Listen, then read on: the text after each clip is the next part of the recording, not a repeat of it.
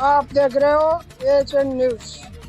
मैं आज बहादुरपुर पट्टी में संत गाडगे बाबा महाराज का जन्मदिन है।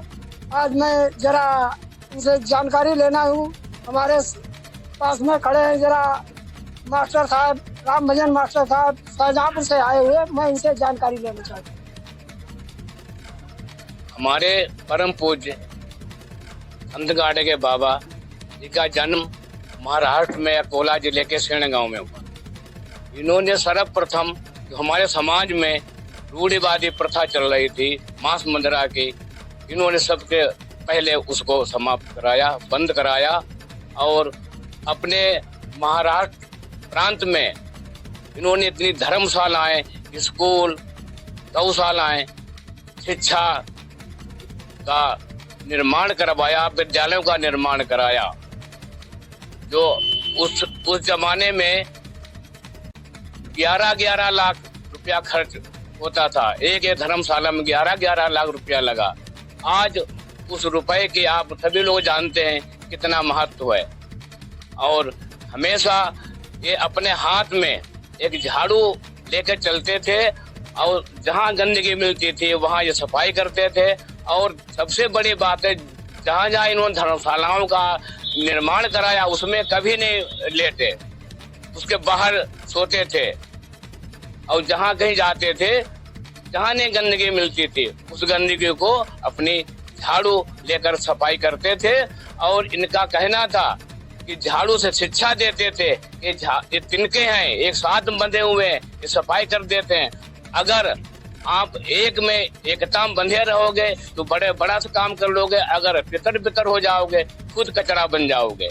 ये इनकी शिक्षा थी। और आगे चलकर इन्होंने बहुत अपने समाज को उद्धार किया। अब हमारी आप लोगों से ये प्रार्थना है कि इन्हीं के बताए मार्ग पर चलें और इनको सच्ची श्रद्धांजलि यही होगी। आप ये कार्यक्रम कब से मना रहे हैं मास्टर? ये सन 1990 से 1990 से एक कार्यक्रम मना रहे हैं। हम लोगों ने अपने समाज के लोगों को, नेताओं को अग्रसर किया 1990 से। और ये हमारे शाहजहाँपुर में ये जयंती शोभा यात्रा गाडगे बाबा जी की निकलती है। 16वीं शोभा यात्रा निकल रही इस बार। और हम आप को बताना चाहते हैं, हमारा धोबी समाज इस वर्ष पूरा एक संत गाडगे बाबा के बैनर तले इकट्ठा है और रहेगा हमेशा। ये जरा मैं इंजीनियर साहब इनसे बात करना चाहता हूँ। बताइए आप क्या संत गाडगे बाबा के विषय में कुछ जानकारी देना चाहता हूँ। संत गाडगे बाबा के बारे में सबसे अच्छी बात मुझे ये लगी, उन्होंने अनुभव से सब कुछ सीखा।